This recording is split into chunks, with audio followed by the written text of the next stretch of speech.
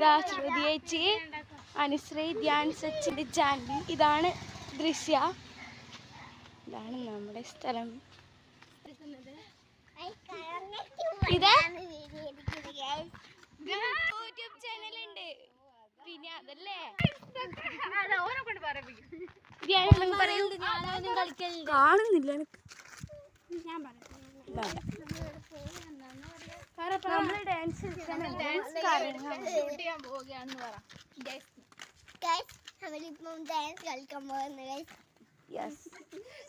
നമ്മള് ഡാൻസ് പഠിച്ചു.